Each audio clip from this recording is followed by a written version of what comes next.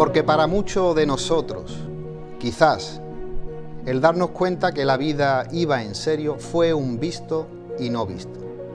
Sí, porque cada día que pasa, cada año arrancado al calendario como una mala hierba de jardín, representa una nueva herida en el alma. No paro de pensar que mi tiempo se me escapa en muchas facetas sin ni siquiera poder atajar esa jodida vía de agua. Una abertura abierta al mar inmenso que hace escorar mi nave, que su carga pesada, como de una quincalla herrumbrosa, se pasea de eslora a eslora como le da la gana.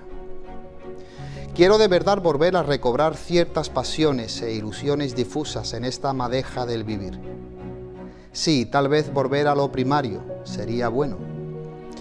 Necesito ilusionarme nuevamente con la belleza salvaje de lo pequeño, de lo inocente.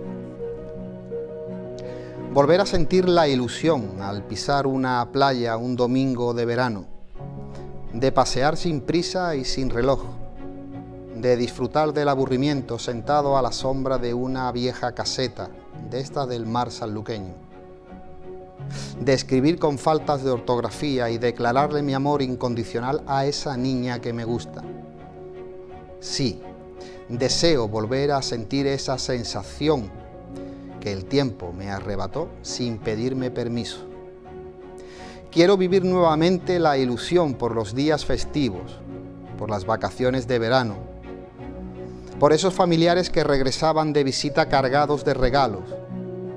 Quiero sentirme nuevamente abrigado con los chalecos de lana de mi madre. Quiero volver a calzarme las botas de agua y llenarme de fango. Quiero volver a rebañar una olla caliente de arroz con leche. Sí, todo eso quiero. Y tú, maldita sociedad embrutecida, me lo has robado. Y todo esto, bueno, todo esto será algún día. Quizás algún día. Muy buenas noches a todos. Mi nombre y quien os habla, Rafael Montaño García. Sean muy bienvenidos a Café de Levante. Y hoy en nuestro programa tocamos la literatura, el mundo de los libros, y para eso se encuentra con nosotros nuestro amigo Alberto Puyana, que viene a presentar su nueva novela que se llama Matacrías. Alberto, muy buenas tardes, encantado de tenerte una vez más en este rinconcito de cultura de esta Baja Andalucía. El placer es mío, estar disfrutando contigo de tus reflexiones, que como siempre son tan acertadas, y bueno, pues dispuesto a que podamos desentrañar algunos secretos de la novela. Alberto, ¿tú eres nostálgico? Bastante. Es más, conforme iba escuchando la reflexión que tú hacías, me daba cuenta de que esos sentimientos que tú ibas plasmando también notaba yo que mucho de ese anhelo por lo que hemos dejado atrás, ¿no? Esa inocencia que, como tú bien decías, ¿no? que nos arrebata la nueva vida, ¿no? La sociedad, conforme vamos creciendo, se hace imprescindible, y se hace imprescindible. En el caso de los que escribimos, necesitamos muchas veces volver a esa época, ¿no? A esa inocencia, a esa época en la que no nos preocupaba tanto las cosas mundanas, sino que nuestra máxima preocupación estaba en con quién ibas a quedar por la tarde para dar una vuelta y con quién ibas a ver atardecer en la playa, a la orilla de la playa. Qué bonito era volver ilusionarse, ¿verdad? Cuando éramos más pequeños o jóvenes, ¿no?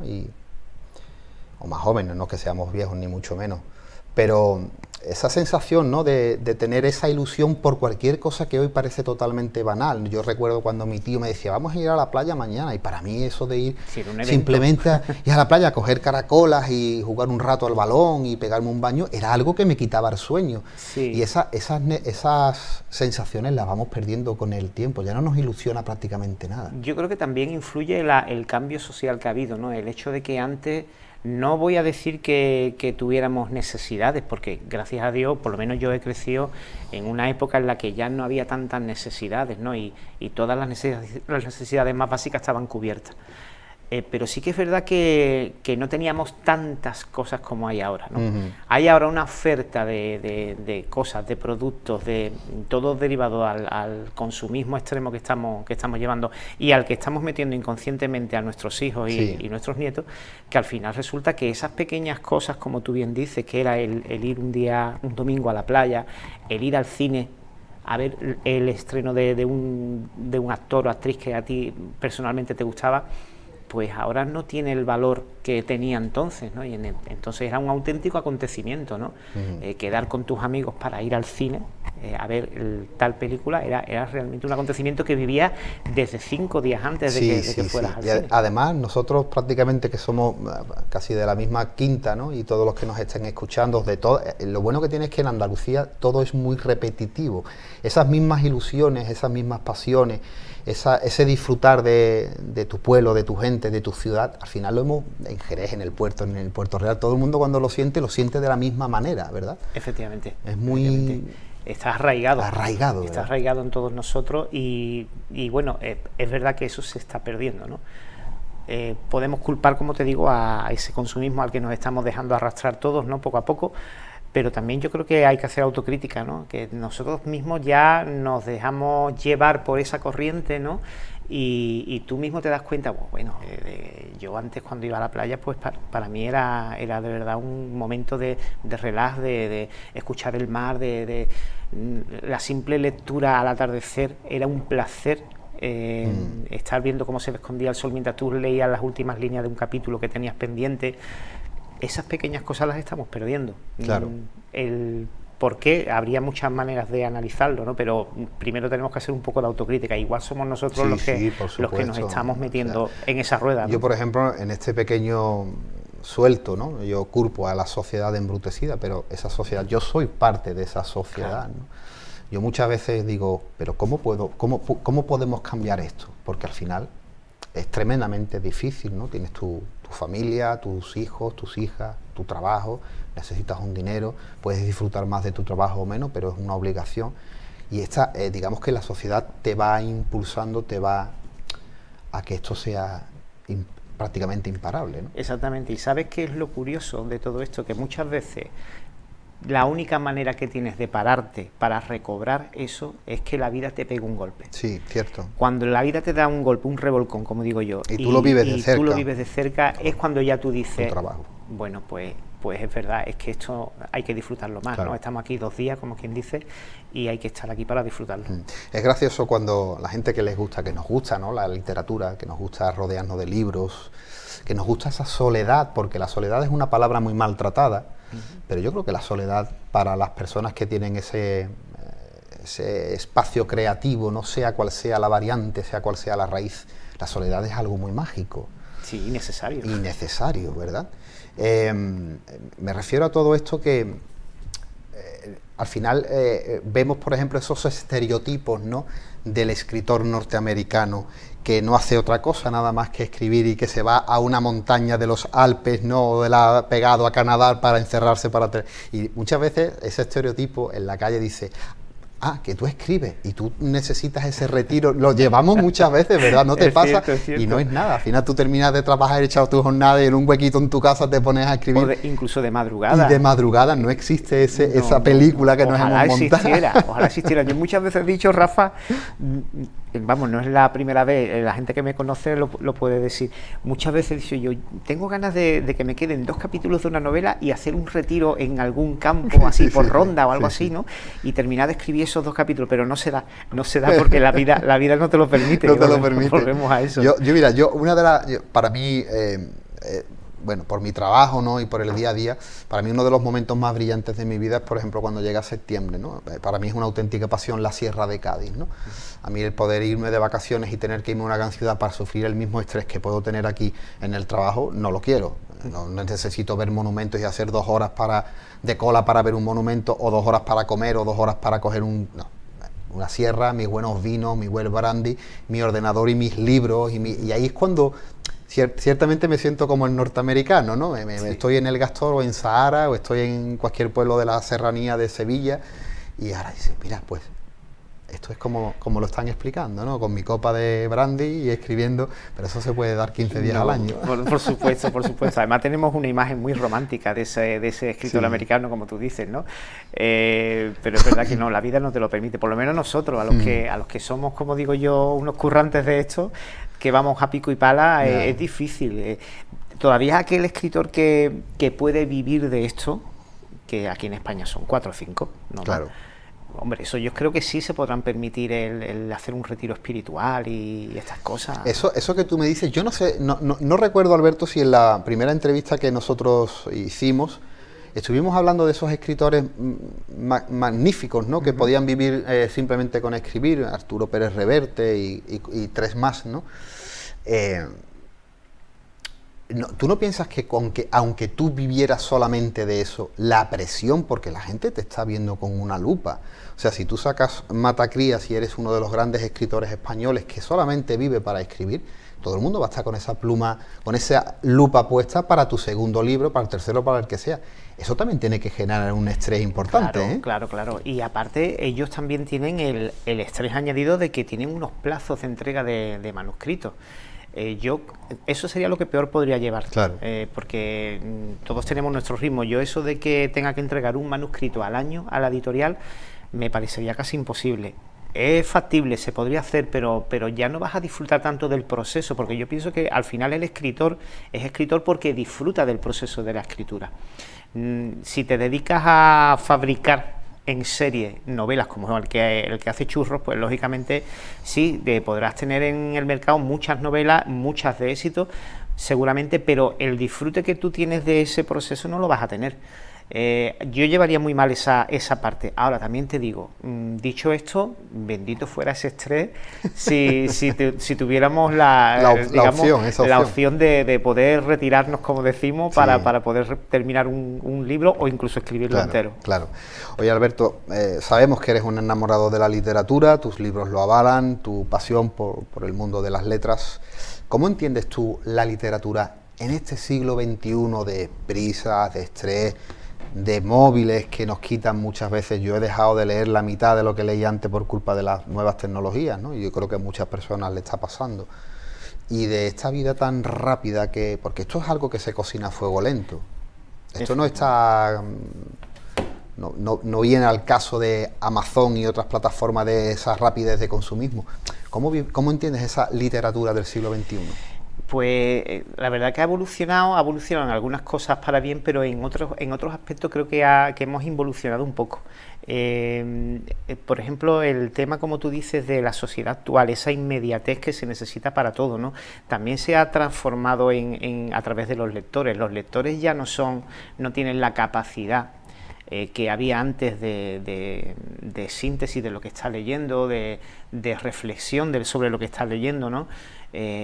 Antes tú podías coger un autor, Benito Pérez Galdós, por ejemplo, y que nos gusta mucho, y empezar a leer un texto suyo y a lo mejor después de 20 páginas no había, entiéndeme lo que te voy a decir, no había sucedido nada especialmente importante dentro de su texto, ¿no? En el devenir de dos personajes y tal, pero sí te dejaba unas reflexiones, un pozo importante, ¿no?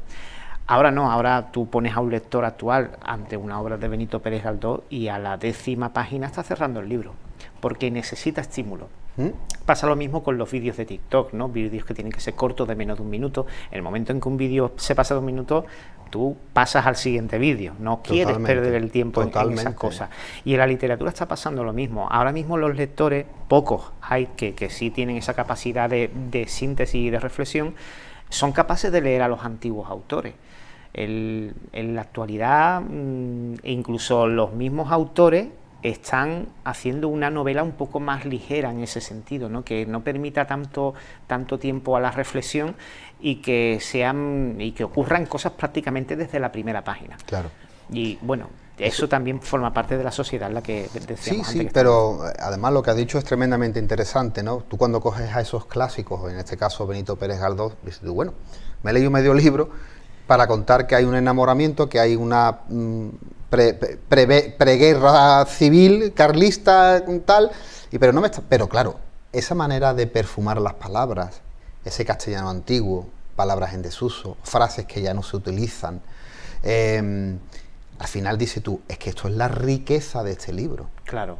A mí me pasa que empiezo a leer esos libros y empiezo a notar todas las palabras raras, porque las quiero utilizar en mis escritos, porque las quiero rescatar, porque le da riqueza. Ese es el valor de ese libro. Cuando terminas el libro te ha contado una historia romántica que te puede gustar más o menos, pero es que la belleza con la que está plasmada es lo que le da la sustancia al puchero. Y ese es el valor realmente que tiene que tener un libro, porque...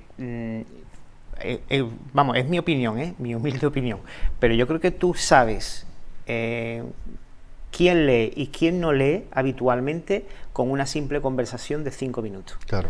En el uso de determinados vocabularios, en el uso de determinadas inflexiones.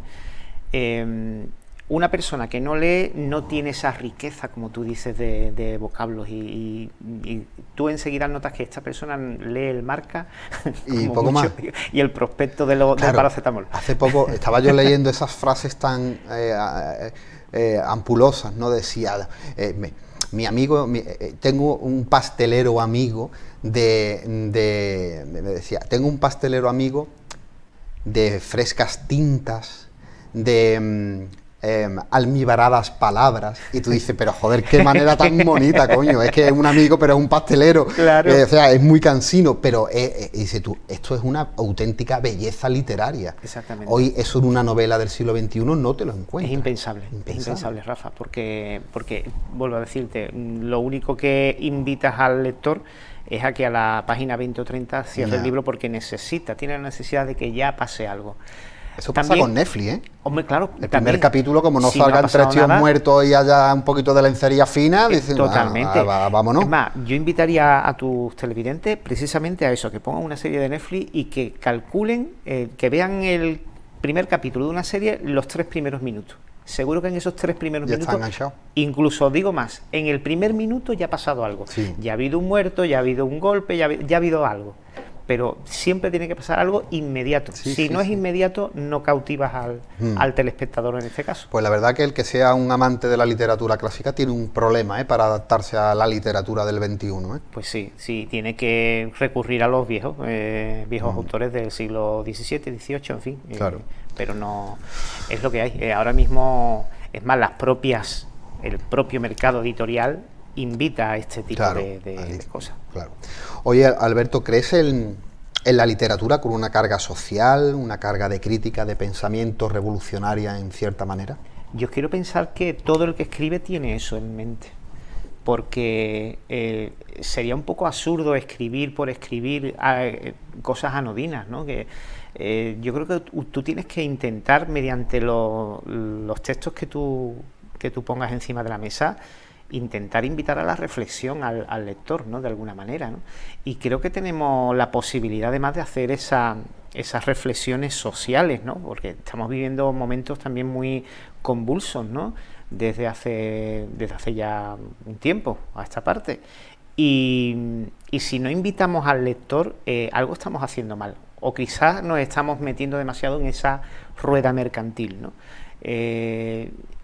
Lógicamente se puede escribir para divertir simplemente, y yo respeto a todo aquel que lo hace y me parece muy bien, pero yo personalmente en mis novelas intento que haya también una carga de profundidad en cuanto a lo social, a la crítica social, ¿no? Y en concreto pues siempre se hace alusión en mis novelas que están ambientadas en Cádiz a temas que ha habido en Cádiz desde los últimos años, la infravivienda, el narcotráfico, en fin, problemas que tenemos ahí, que estamos padeciendo en nuestra provincia desde hace bastante tiempo y que no se sabe por qué pues no tienen solución.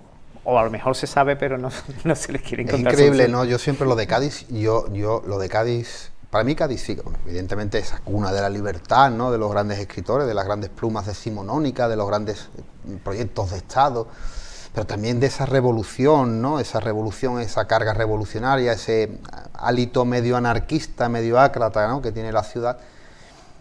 Y lo vemos en las letras de los carnavales, lo vemos hay grandes plumas en Cádiz, grandes escritores, ¿no? Escribir grandes coros, grandes comparsas, grandes chirigotas, grandes cuartetos con una carga importante social y revolucionaria, pero qué trabajito cuesta que cale, ¿verdad? Sí, es una rebeldía que está... Parece que nos hemos acostumbrado a la rebeldía. Exactamente. Rebeldía de pastel, de andar por casa. Más allá, es una rebeldía encorsetada. Encorsetada porque, por ejemplo, en el tema del carnaval, yo sé que a mí muchos carnavaleros me van a azuzar después de lo que voy a decir, pero es verdad que, por lo menos lo que es el tema concurso, se ha encorsetado bastante el tema de la crítica. El tema de esa rebeldía. Yo lo veo totalmente igual. Los autores ya van, algunos van, menos los consagrados que no le tienen miedo absolutamente a nada, el resto sí le tiene miedo a determinadas letras o determinadas críticas. Si tú quieres escuchar crítica y rebeldía real, tienes que irte a la calle y escuchar a las ilegales. Esas sí que siguen manteniendo esa esencia rebelde y crítica. ¿A ti te gusta el carnaval? A mí me encanta, sobre todo el de la calle. Vale, pues si sé que te gusta el carnaval, mira, no voy a repetir la frase porque es bastante suave, no importaría, yo tengo la libertad aquí para decir lo que sea, aunque suene feo, pero yo, una de las letras más potentes, que mi hija lo estuvo escuchando el otro día, mi hija de 10 años, digo, ven, te voy a poner una letra de las que son de verdad de carnaval. Hay una letra de Los Gallitos, ¿te acuerdas la comparsa? La de jódete gaditano y que os follen 100.000 veces, que a mí, yo cuando escuché eso digo, hostias. Sí, hay veces que te tienen que dar una torta con la mano abierta. Vaya torta con la mano abierta, ¿eh? Hay que tener un valor muy grande. Saber que, hombre, que tienes tu público delante, pero ojo, ¿eh? Claro. No, vaya letra, ¿eh? Estamos yendo, a ver, antes había siempre, una agrupación se presentaba al concurso y siempre había una letra que era un piropo a Cádiz, a veces a la Caleta y tal y cual, pero es que ya estamos entrando en temas que son totalmente, como decimos, anodinos. Almibaradas palabras. Exactamente. Que buscan a lo mejor un golpe de efecto determinado, la lagrimita fácil. La lagrimita fácil, pero lo que es la crítica social, el dar con la mano abierta, como estamos diciendo, y poner en la realidad del que está viviendo en Cádiz ante sus ojos, eso se está perdiendo. Si acaso, como te digo, se puede atrever uno o dos autores consagrados, porque sabe que no les van a llevar la contraria y le van a aplaudir lo que hagan. Claro. Esté bien escrito o mal escrito, se lo van a aplaudir. Pero el que es, digamos, de media tabla o que está empezando, suele ir con bastante miedo al concurso, porque determinados temas no quieren tocarlo. Pero está pasando en muchos ámbitos de la vida, ¿eh? Sí. Está pasando en la radio, está pasando en la televisión, está pasando en la literatura histórica, en la investigación histórica. Ahí hay un retroceso. Mira, el Café de Levante, si te das cuenta, es un programa literario a los de la vieja usanza, ¿no? Tenemos 1 hora, 1 hora y 10, 1 hora y cuarto, 45 minutos, lo que se tercie, ¿no? Para hablar de literatura, donde el invitado tiene 1 hora para hablar de lo que quiera, ¿no? Y saltar de un tema a otro sin problema. Son programas al estilo Negro sobre Blanco, a esos programas de los años 80, donde era literatura. Pero tú escuchas esos programas ahora, que por suerte están colgados en YouTube, y había una carga social y una valentía a la hora de hablar, que ojito ahora en televisión hoy día, ¿eh? Ahora no, ahora se busca el entretenimiento fácil, el buscar temas que no me pueda mojar o me puedan etiquetar de tal forma o de tal otra, ¿no? Parece que tenemos miedo a expresarnos, a decir cuál es nuestro pensamiento a todos los niveles, a niveles políticos, religiosos, culturales. Nos da miedo a que nos pongan la etiqueta. Sí. Y quizá por eso, pues como tú dices, pues no hay esa rebeldía, esa cosa de decir las cosas a las claras, ¿no? Hombre, también es verdad que estamos más expuestos, ¿no? En el sentido de que hoy, bueno, antes un programa en el año 88 salía y ya tú no volvías a ver ese programa hasta que alguien le diera por repetirlo. Exactamente. Pero es que hoy día... Y estamos también expuestos, mucho más expuestos a la crítica. Porque es verdad que hay gente que, bueno, pues no puede estar a lo mejor de acuerdo con lo que tú digas. Lógicamente, siempre va a haber gente que esté en desacuerdo con tu opinión. Pero luego hay auténticos profesionales de la crítica que va simplemente a meter el dedo en la llaga, ¿no? Y bueno, eso, los haters, ¿no? Que tanto saben, los ogros, que hay tanto y que abundan tanto en redes sociales. Yo afortunadamente toco madera, pero no me he topado todavía con ninguno, pero estás muy expuesto a eso, a que te puedas encontrar con alguien que lo que busque simplemente es engancharse en una discusión o etiquetarte de algo porque interprete cualquier cosa. Yo cuando veo a los políticos, a los grandes generadores de polémicas en esta sociedad, digo, esta gente cómo viven, y yo, esta gente cómo soportan esa carga a presión, ¿no? Grandes políticos, y no hace falta nombrar, ¿no? De la sociedad actual. Oye, no se puede, no, yo creo que no se acercan a las redes sociales. Yo creo que eso es un abismo que para ellos no existe, ¿no? Sí, es más, yo creo que sería recomendable que se acerquen poco. Claro, pero yo creo que ellos al final viven en una burbuja aparte, porque sería impensable ver las críticas, los montajes, los memes, la eso es muy difícil. Y llega a algunos momentos que se llega a unos a un punto de crueldad importante. Hombre, y tanto. Y bueno, es verdad que ellos tienen que abstraerse de todo ese ruido, ¿no?, que tienen alrededor si quieren hacer el trabajo bien, ¿no? El problema está en que incluso aun abstraídos de ese rum rum, muchos lo siguen haciendo mal. Las olillas les suenan, claro. Oye, Alberto, antes de pasar a publicidad, porque es verdad que nos hemos enfrascado en otros temas y no hemos tocado todavía el libro, pero bueno, 5 novelas publicadas, si no me equivoco, ¿verdad? Sí, 5. Y yo sé que lo del tema de los premios, yo sé que tú estás harto, que te lo pregunten, que esto está claro, pero a mí hay algo que me interesa que me digas, ¿no? ¿Esos 43 premios son? Sí, exactamente son 43. ¿Qué importancia tiene para un escritor tener un bagaje de tantos premios literarios? ¿Te aporta algo o es simplemente una condecoración que puedes decir en una entrevista y lo dejas aparcado en el mueble bar, con la botella de Pipermint? Mira, al principio, cuando tú empiezas en el mundillo de los concursos y vas ganando algún premio, al principio te aporta mucho, te da un poquito de visibilidad, claro. No te voy a decir que no, porque tu nombre empieza a sonar a lo mejor, pero donde va a sonar es en el mundo de los concursos, no va a sonar más allá. Quiero decir que nadie piense que porque tenga 43 o aunque tuviera 100, 150 o 2000 premios, sería una leyenda de la literatura, ni muchísimo menos. De hecho, el concursante que más premios tiene en España, que tiene más de 2000 premios, Manuel Terrín, es un completo desconocido en España. Y tiene más de 2000 premios. Claro. Pues no lo conoce nadie. Quiero decir, tiene la importancia de animarte sobre todo a que estás haciendo bien el trabajo, a que hay un reconocimiento ese prurito personal tuyo. Exactamente, también, claro. Porque esa cuota sí tienes que tenerla, ¿no? Claro. El pequeño ego que tienes que alimentar poco a poco lo tienes que alimentar a base de esto, ¿no? De que haya un reconocimiento. Claro. Ahora, a partir de aquí, te puedo decir que a mí personalmente no me ha catapultado a ningún lugar especial. Sigo siendo un autor local que está escribiendo para un sello editorial humilde y que sigo disfrutando de la tarea de escribir, y no pretendo tampoco, si algún día llegara un premio importante, pues mira, pues bienvenido sea. Pero le escuché una vez una frase muy acertada a un escritor de la isla, a Antonio Tocornal. Antonio Tocornal es ahora mismo uno de los referentes a nivel nacional en cuanto a literatura, ¿no? Está ganándolo prácticamente todos los premios más importantes literarios los está ganando.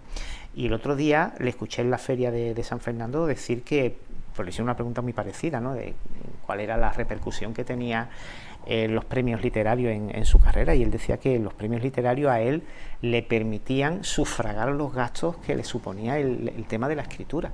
Y yo creo que se llega a un punto en que Rafa dice, es que en verdad es eso. Yo sé que positivamente, que por muchos premios que gane, el tener más repercusión social o literaria no va a depender de eso, de ese bagaje, va a depender de otros muchos factores que yo no manejo.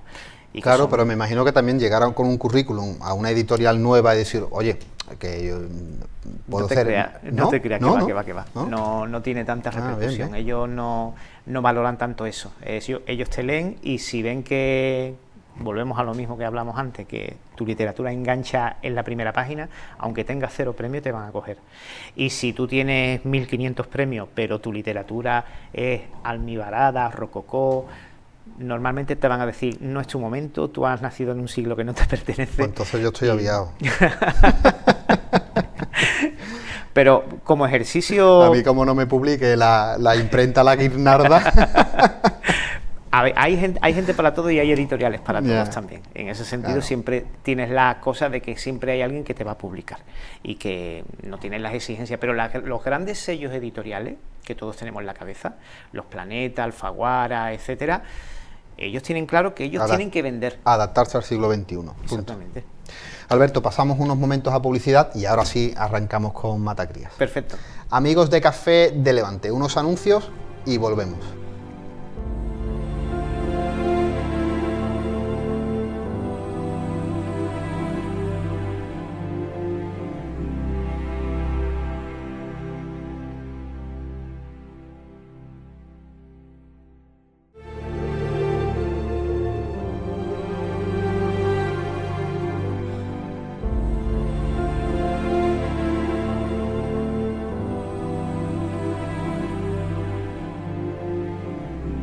Amigos de Café de Levante. Amigos de Costa Noroeste Televisión, seguimos hablando con Alberto Puyana. Oye, Alberto, Corpore Insepulto fue tu anterior novela, una novela negra que tuvo una importante acogida, un buen retorno, una buena crítica. Matacrías es un empuje obligado a esa frase de oye, ¿habrá segunda parte? Es una frase que me acostumbré a escuchar durante las presentaciones y los encuentros con clubes de lectura durante la promoción de Corpore Insepulto. Y sí, lo que sí me sirvió fue para darme cuenta de que el personaje principal había calado más de lo que yo pensaba. Claro. Yo cuando escribí Corpore Insepulto diseñé el personaje principal como un ser aborrecible y mi intención era que cayera mal al lector. Y de hecho creo que lo conseguí por lo menos durante los 3 primeros cuartos de novela. Pero es verdad que al final consigues que el lector empatice con el personaje y termine sintiendo lástima, pena por él, ¿no? Y quiera que le salgan bien las cosas, ¿no? Y a raíz de esos encuentros con clubes de lectura, de esas presentaciones, me di cuenta de que el personaje, la gente quería más de Ramiro Galiana, ¿no? Y quería saber más de él. Y eso sí que fue un empuje para poder decir, bueno, pues voy a intentar plantearme una novela, pero esta vez ya, digamos, tomando a Ramiro Galiana como un investigador, es decir, poniéndolo ya desde el principio como protagonista de esta trama. Oye, este libro se publica nuevamente con Kaizen Editores, que hablaremos ahora de ellos también, y tienes como Cádiz como un escenario creativo, ¿no? Oye, ¿qué tiene tu ciudad? ¿Qué tiene Cádiz? O sea, ¿qué puntito tiene ese puntito que a ti te atrapa para generar toda la historia en Cádiz? ¿Qué destacarías? Tiene muchas cosas, tiene muchos matices. Tiene una historia detrás de muchos años de sufrimiento social, como decíamos, de infravivienda, de narcotráfico, de corrupción política. Tenemos detrás muchos aspectos, pero yo incluso trasladaría esas fronteras más allá de lo que es la propia ciudad de Cádiz, lo pondría en la propia provincia de Cádiz. El otro día en una de las presentaciones hablábamos precisamente de eso, de las connotaciones que tiene nuestra provincia. El lugar geográfico en el que está enclavado, que tenemos a pocos kilómetros un continente, a otros pocos kilómetros otra soberanía como es la de Gibraltar, que somos una zona de tránsito no solamente de turismo extranjero, sino turismo también nacional.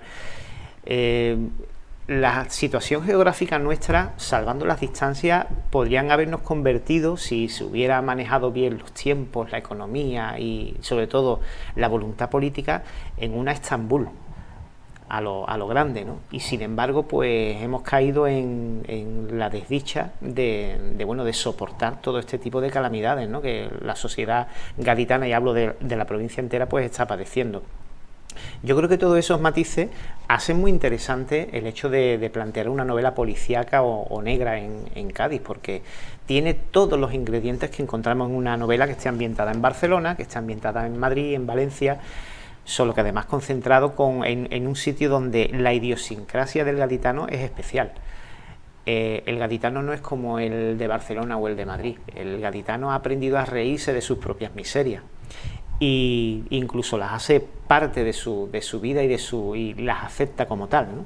Y de ahí pues que yo me haya decidido a primero escribir de la tierra mía, porque es la que conozco, lógicamente conocer el sitio en el que tú estás desarrollando la novela es fundamental, pero además el hecho de poder plantear una novela policíaca en este caso, con la idiosincrasia que hablamos, con esa personalidad del gaditano, de barrio, digamos, le da un puntito también que creo que es muy atractivo para el lector. Oye, ¿cómo ha sido el proceso creativo, Alberto? ¿Cómo, cuando te sientas enfrente del ordenador, evidentemente ya tienes un pilar cimentado con Corpore Insepulto, pero ¿cómo va fluyendo? ¿Ya tenías la idea premeditada? ¿Te ha salido bien? ¿Has tenido has tenido ese momento de decir, tengo aristas y a ver cómo lo enfoco? Yo tenía más o menos clara la idea. A mí me da la sensación de que yo creo que este libro te ha salido muy rodado, no sé, es una percepción mía, ¿eh? Sí. Era una idea que la tenía muy clara en la cabeza de qué iba a tratar el libro y cómo iba a terminar. Que ese era uno de mis problemas principales. Yo siempre lo he dicho, uno de mis problemas principales a la hora de escribir es que yo no sabía cerrar las historias, me costaba muchísimo trabajo. Yo siempre hago la similitud, salvando las distancias, lógicamente, con las películas de Alex de la Iglesia, ¿no? Que Alex de la Iglesia te hace unos peliculones impresionantes durante los primeros, el 90% primero de la película, y luego el último 10%... Chispazo. No sé qué le pasa a ese hombre, pero se le va la olla de una manera que termina pues haciendo unas cosas que nadie se explica, ¿no? Y a mí me pasaba un poco como a él. Yo hacía unas historias que yo creía que tenían bastante enjundia, pero no sabía cerrarlas como debería. Y con Matacrias yo creo que por fin esta es la primera novela en que yo tenía claro cuál era el cierre, y el cierre sinceramente pienso que es el suyo. Y de hecho me está llegando un feedback de la gente hablando del final, del potente final que tiene esta novela.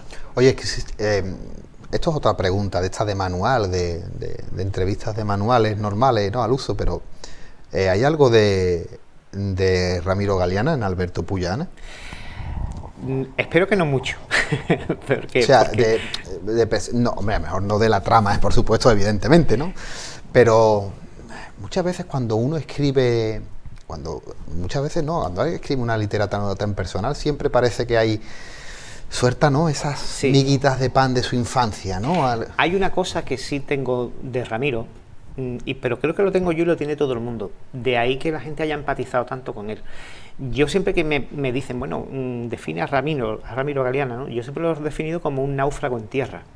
Es un personaje que en Corpore Insepulto aparece al borde del abismo desde la primera página, donde no tiene trabajo, la familia lo ha abandonado, le acaba de dejar su novia, no tiene nada salvo un gato, que es el que vive con él. El resto de cosas que podían retenerle a la vida, pues ya han desaparecido, y lo encontramos al borde del abismo.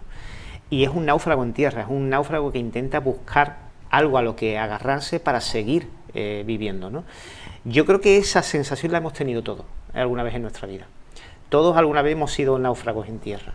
Y hemos tenido la necesidad de saber a qué me agarro, cómo puedo salir de este atolladero donde me he metido, y en ese sentido sí me siento muy identificado con Ramiro.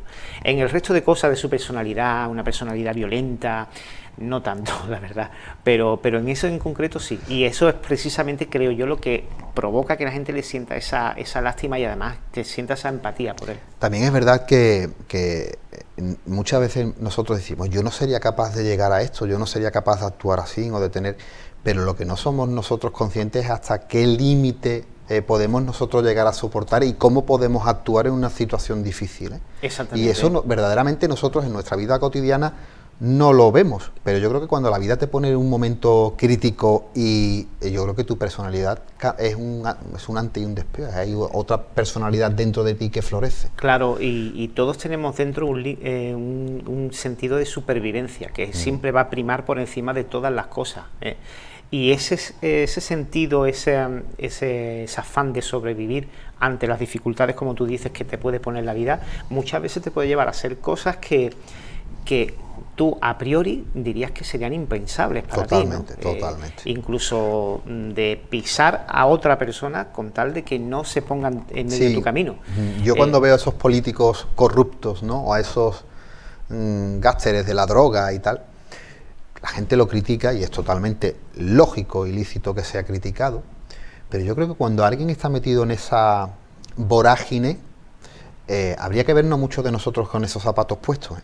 Sí, muy complicado. Es muy complicado porque nosotros lo vemos desde un prisma totalmente al natural, lo vemos desde la barrera, tú tienes un pensamiento crítico, tienes una manera de actuar, que es lo que está bien, una ética, una moral, unos escrúpulos, pero cuando la vida te empuja a una situación así, habría que vernos muchas veces a todos nosotros metidos ahí. Y estoy seguro que más de uno se llevaría una sorpresa con cómo sería capaz de responder. Totalmente. Hay un dicho que me parece muy, muy bueno, que dice que cuando tú señales a alguien, acuérdate que hay 4 dedos señalándote a ti mismo. Y creo que eso también deberíamos de aplicárnoslo, ¿no? Que muchas veces no somos conscientes, criticamos mucho las miserias de los demás, pero no somos conscientes de las que tenemos nosotros. A mí se viene a la cabeza la frase, ¿no?, de Antonio Gana, ¿no?, cuando le dice a Jesús Quintero, dice, mira Jesús, la vida es tan difícil y es tan pesada que hay que llevarla por lo menos entre 4. Qué gran verdad. Oye, Alberto, ¿la ironía y el sarcasmo es una herramienta útil para este siglo que estamos viviendo? Desde mi punto de vista es indispensable. Es indispensable. Te tienes que tomar la vida con esa ironía y con ese sarcasmo.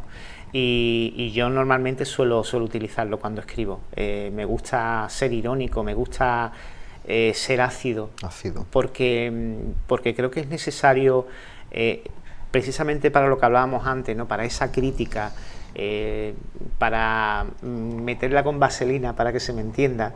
Muchas veces necesitas también reírte un poco de la circunstancia, ¿no? Y reírte de lo que el propio protagonista está viviendo, ¿no? Y es el propio protagonista el que muchas veces tira de esa ironía para precisamente criticar lo que está pasando, ¿no? Y creo que es la mejor manera de llegarle a la gente, porque pero para todo, incluso en una conversación informal que tú tengas con alguien, tú si le sueltas algo o tu opinión, muchas veces no cala porque la gente tiene la suya propia y no quiere saber nada. Pero sin embargo, un comentario a lo mejor irónico, sarcástico, que te despierte la sonrisa, pues sí que te cala. Y llegas a un momento en que, sin quererlo, empiezas a reflexionar sobre lo que te acaban de decir. Claro. Y por eso es tan importante, creo yo, esa ironía y ese sarcasmo.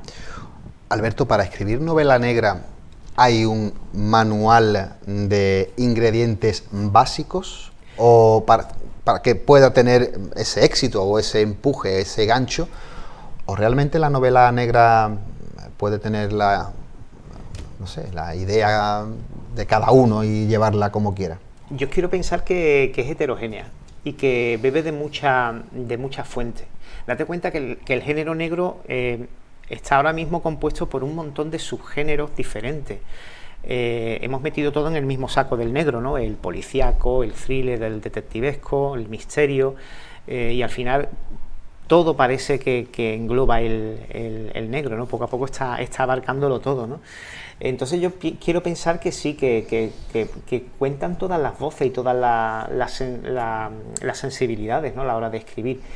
Dicho esto, también tengo que decir una cosa: el lector del género negro quiere esos ingredientes que tú dices, y si no encuentra esos ingredientes te va a decir, usted perdone, pero aquí me falta algo.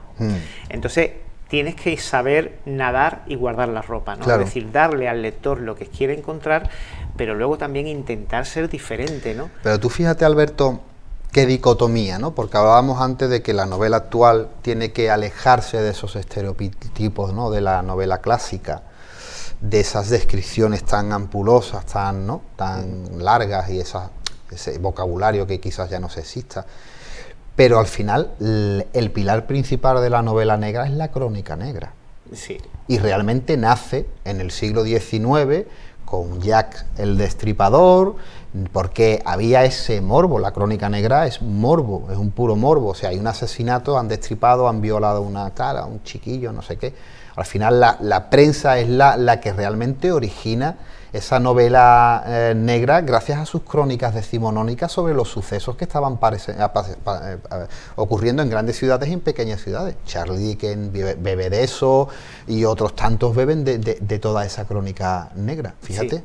Incluso las primeras publicaciones que se hacen del género detectivesco, esos folletines se hacen también utilizando un sistema muy de crónica, ¿no? Claro. Por capítulos te van contando. Folletín de los domingos. Entonces, pues claro, la gente se engancha porque les resulta familiar, ¿no? Les recuerda esa crónica, como tú bien decías, ¿no? Y hombre, la crónica negra ha estado ahí presente, sin ir más lejos, hasta hace pocos años, pocas décadas. Teníamos el Caso, que era un periódico Pueblo, sí, que lo leía todo el mundo.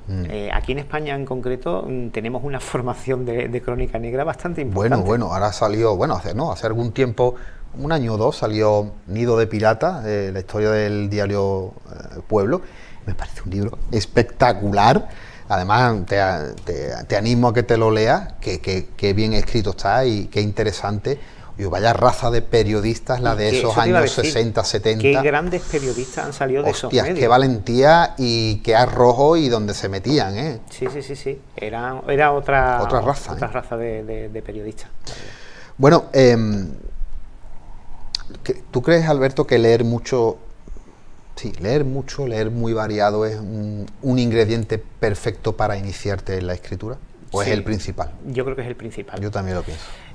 No puedes escribir si no has leído. Claro. La lectura te da no solamente el vocabulario, te ayuda a hablar del ritmo literario, del ritmo narrativo, ¿no?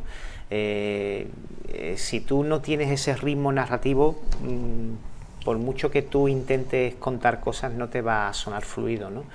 Es fundamental por eso leer, y leer no solamente una sola rama de la literatura, quiero decir, centrarte en un género, ¿no? Quiero decir, yo por ejemplo sí escribo, mis últimas 2 novelas son del género policíaco, pero yo he leído absolutamente de todo. Es más, tú has escrito poesía. He escrito poesía también, y mis influencias a la hora de leer es la generación perdida americana, Hemingway, Faulkner, Scott Fitzgerald. Quiero decir, son los que yo me he bebido durante mi juventud, ¿no? Los que me han formado en ese sentido. El libro del Gran Gatsby, que bien escrito está. Y qué carga social. Y qué carga social es increíble, ¿eh? Sí. Y bueno, si lees a Hemingway, mira que Hemingway es un autor que provoca mucha disparidad de criterios. Sí, hay gente que no puede verlo y que no puede leerlo ni verlo, y hay gente que lo adora, ¿no? Yo particularmente lo adoro, a mí me parece uno de los mejores autores que ha habido en la historia de la literatura, ¿no? Precisamente por esa oscuridad, esa amargura que destila en sus líneas, ¿no? Y todo eso te ayuda luego a ti, porque tú aprendes cómo contar las cosas, ¿no? Yo siempre digo que a mí la novela que me animó a escribir fue El camino de Miguel Delibes. Yo cuando leí El camino de Miguel Delibes, que por cierto, mi agradecimiento a mis profesores de literatura de la EGB de aquel entonces y de literatura en el bachillerato, porque al fin y al cabo esos son los que han conseguido que yo ahora escriba, ¿no? Claro. Pero en concreto el camino de Miguel Delibes fue la obra que yo dije, yo quiero hacer esto, yo quiero contar historias. Fíjate tú, ¿y qué tendrá que ver El camino de Miguel Delibes con Matacrías, por ejemplo? No tiene absolutamente nada que ver. Pero hay que beber de todas las fuentes, claro. Es necesario. Oye, cuando la gente que escribe va andando por la calle, está trabajando, tiene algún momento, está idealizando frases, capítulos, párrafos, que después intenta plasmar lo que le quede igual como lo ha hablado, como lo ha pensado. ¿Eso yo lo extrapolo a tus personajes? ¿Y tú creas tus personajes en tu memoria antes de plasmarlo en el libro? ¿Y cuando terminas es lo que tú habías pensado? ¿O va en relación a lo que te vaya surgiendo?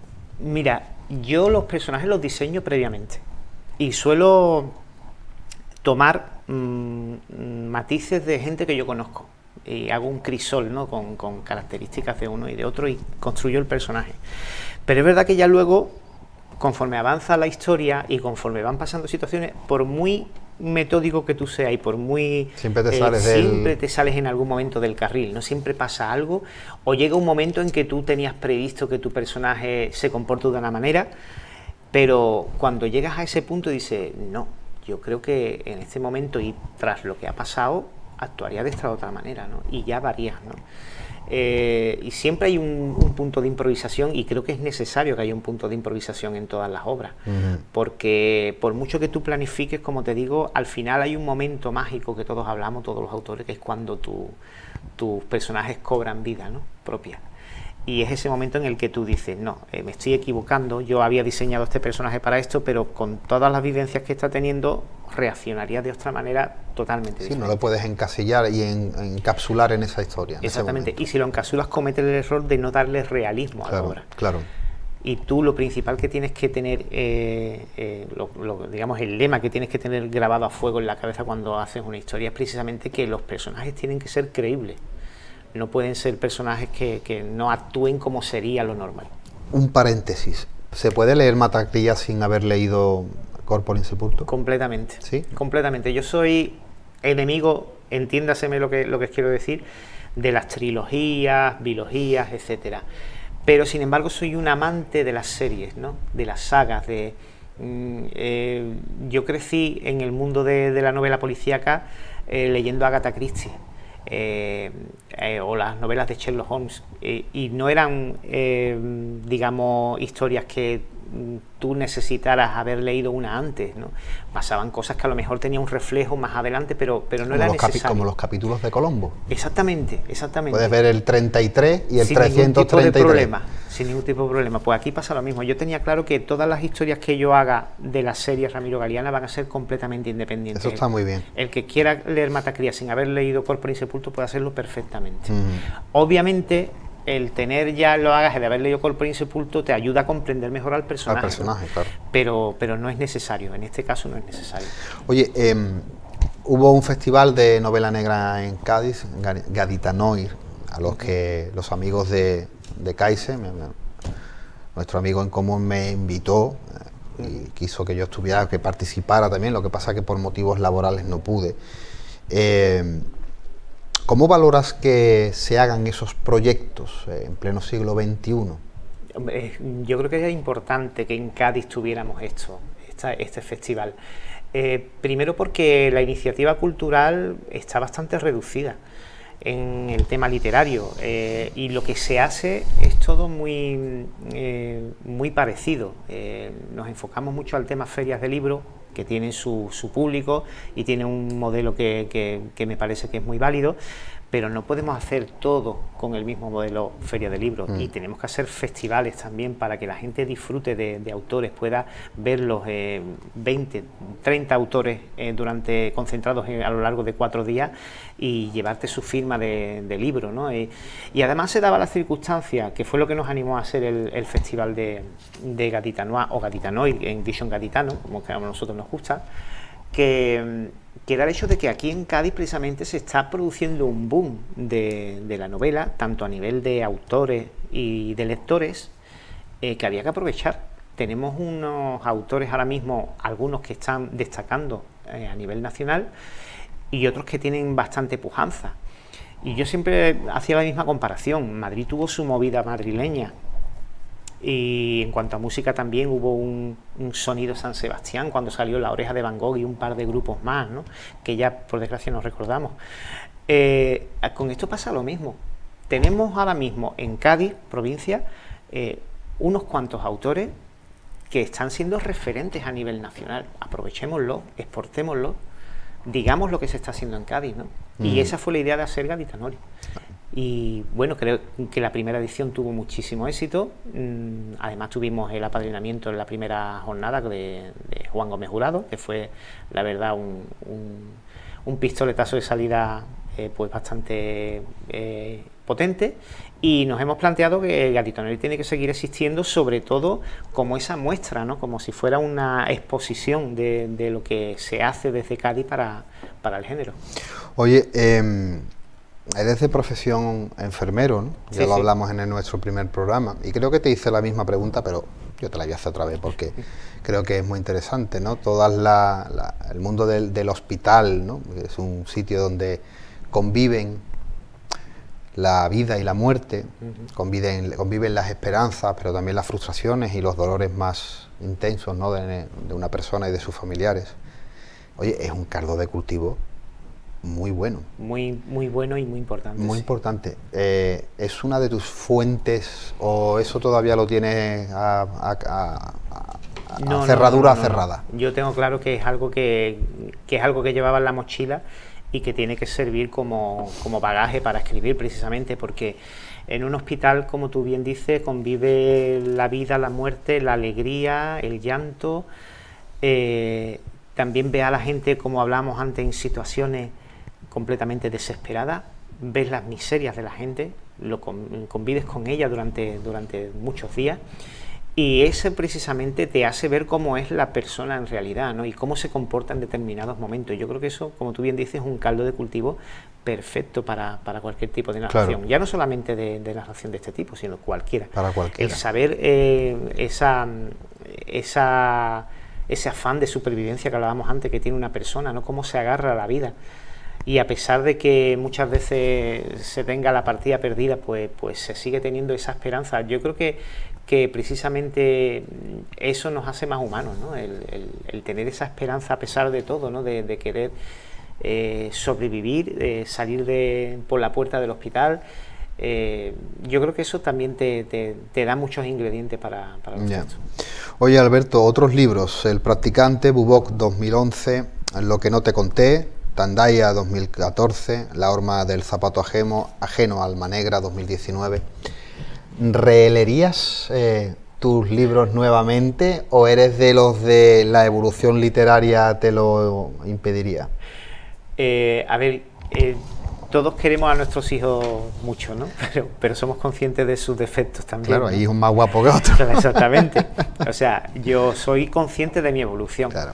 Y a mí me cuesta mucho trabajo leer cosas, ya no novelas, sino relatos que yo tengo escritos de hace 10 años, ¿no? Pero muchísimo. Hay veces, lo he dicho también en algunas reuniones, por ejemplo, Lo que no te conté, que fue mi segunda novela, es una novela de la que yo en su día estuve muy orgulloso, pero ahora mismo yo me planteo esa novela y lo hubiera hecho de una forma totalmente diferente, claro, con un enfoque muy diferente. Pero son cosas que se van aprendiendo y al fin y al cabo, para llegar al punto de la escalera en el que estamos, he tenido que poner los peldaños primeros que teníamos aquí, ¿no? Y lógicamente de los que te vas sintiendo más orgulloso son de tus últimas novelas, porque son las más trabajadas, las más equilibradas, las que tú ves que están más completas, ¿no? Claro. Pero las primeras a mí me cuesta mucho trabajo leerme. Estuve viendo un vídeo de una entrevista de un escritor famoso, ¿no?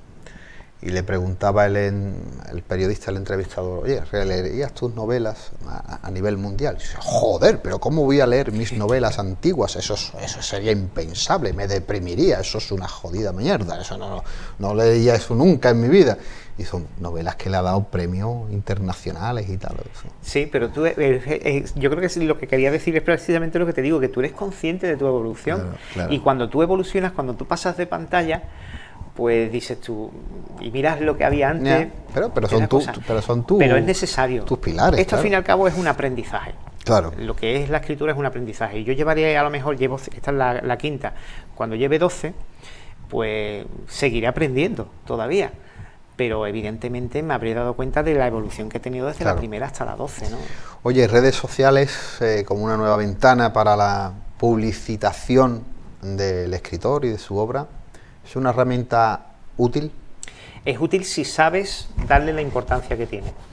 Si sobrevaloras demasiado lo que es las redes sociales, corres el riesgo de frustrarte bastante. Porque tienes que ser consciente. En mi caso, por ejemplo, utilizo mucho Facebook. Y en Facebook tengo, creo que son 3.100 y pico de seguidores. Pero yo también soy perfectamente consciente de que los 3.100 y pico de seguidores no están pendientes de lo que yo hago, claro, ni muchísimo menos, claro, ni 1.000 siquiera, y si me apuras ni 500. Siempre tengo un grupo muy leal, sí, que está pendiente de todas las publicaciones que yo hago, de a dónde voy a presentar un libro, de a dónde voy a algún evento, ¿no? Pero yo no iría más allá de los 200. Entonces, si tú eres consciente de que tu comunidad, digamos, se circunscribe a esos 200, 300 personas que más o menos periódicamente te visitan, te ponen un comentario, perfecto. Ahora, como tú pretendas pensar que tú tienes esos 3.000 seguidores y que son, para que tú me entiendas, 3.000 libros que vas a vender, no. Ni muchísimo menos. Mira, no hace mucho, hablando yo con un escritor, no voy a nombrar, me decía: oye, es que he tenido tanta repercusión en las redes sociales y la gente hablaba tanto de mi libro que yo pensaba que había vendido 1.000 ejemplares, y cuando me dieron el de eso había vendido 15. Me lo creo. Dice: yo tenía la sensación de que yo era el Mario Vargas Llosa del siglo XXI. Total. Y había vendido 15 libros.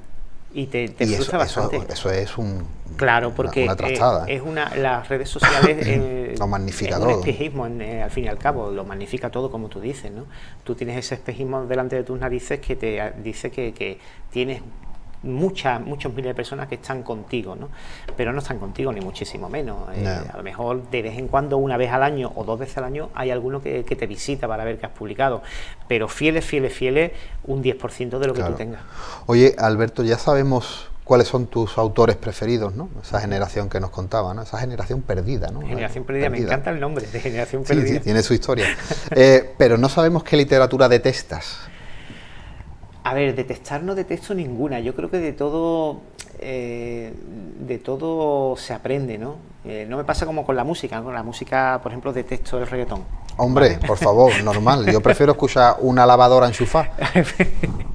Pues sí, pero en el caso de la literatura no me pasa. Sí que hay una literatura que consumo menos, eso sí me gusta decirlo, como por ejemplo la romántica. La romántica no es un género que a mí me atraiga mucho. O la de autoayuda, quizás, ¿no? O la de autoayuda también, es verdad que es en fin, no son géneros que a mí me atraigan mucho. Siempre, yo creo que he tenido la evolución normal que suelen tener los lectores a lo largo de su vida, ¿no? Que empiezan primero con la aventura, y vas creciendo y te metes en el misterio, del misterio pasas al terror, y del terror pues cambias a otros géneros como la histórica, como el negro, y en fin. Oye, ¿has sido columnista o no sé si eres todavía columnista de diario? No, lo fui en su día, de La Voz del Sur. Exactamente. ¿Piensas que el periódico en papel ha muerto? Pues prefiero pensar que no. Yo también, pero es verdad que el digital está ahora mismo calando mucho más, y de hecho se nota en las redacciones. Tú vas a las redacciones y las redacciones ahora mismo tienen 3 o 4 personas. Y ya no huelen a tinta. No huelen a tinta, exactamente. Ni a café, claro, siquiera. Y ni a tabaco. Ni a tabaco. Ni se escuchan los teclados de las máquinas de escribir. Es una pena, ¿no?, que se haya perdido todo eso, ¿no? Pero claro, esa evolución, esa modernización del medio han hecho que desaparezcan muchos profesionales. Sí. Yo me llevé, por ejemplo, lo cuento como una anécdota, si me está viendo María Quirós, pues la saludo, pero a mí me sorprendió mucho la última visita que le hice a Onda Cero, que estaba ella sola con un técnico para hacer un programa y dices tú, bueno, esto que normalmente tú ves en las grandes cadenas que mueven a miles de técnicos, ¿cómo puede una persona llevar un programa entero? Increíble, ¿verdad? Y es a lo que te obligan al final las circunstancias, ¿no? Porque te tienes que adaptar a unos presupuestos, que es lo que al final marca más digamos, la profesión que otra cosa. Y bueno, y es una pena que el periodismo esté cayendo como está cayendo y se esté derivando tanto al digital, que eso no hace más que todavía reducir más el número de profesionales. Y además en el digital te puede encontrar lo más peligroso de la sociedad escribiendo. Exactamente, y además con otra particularidad, que a los profesionales que ahora se dedican a estos medios digitales, muchos de ellos ni siquiera tienen la molestia de investigar lo que les llega. Ni de contrastar la información. Te traen una información y tú directamente la cuelgas. Haces un corta-pega y lo cuelgas. Y estamos entrando en un bucle muy peligroso. Muy peligroso, sí. Eso sí destruye democracias y libertades. Sí, eso y es además, una herramienta peligrosa. Eso es una guadaña. Confianza en el periodismo. Eso es una guadaña. Con lo que ha hecho el periodismo en muchos países. Claro. Y aquí le vamos a terminar por perder el respeto a la profesión. Alberto, y para terminar, ¿algún proyecto nuevo o hay ahora mismo un tiempo de asueto? Bueno, ahora estamos con el tiempo de promoción de la novela, lógicamente. Pero estás dándole vuelta ya. Sí. De hecho, terminé una nueva novela que está ambientada en Cádiz, pero en el Cádiz de 1937, que no tiene nada que ver con la historia de Ramiro Galeana. Y luego tengo otra historia en la cabeza que quiero darle cuerpo después de verano, pero necesito primero bajar revoluciones, descansar, desconectar, dedicarme a lo que es la promoción de Matacría, y ya en septiembre seguramente retomaré ese proyecto. Alberto, un verdadero placer. El placer es mío, Rafa. Cuando tengamos nuevos proyectos, pues nos volveremos a encontrar aquí. Muy bien, pues aquí muchas gracias. Muchas gracias a ti. Amigos de Café de Levante, nosotros volvemos para la semana que viene con nuevos invitados, nuevos temas sobre nuestra mesa. Por mi parte, desearos a todos muy buenas noches y un saludo de este que os habla un tal Montaño.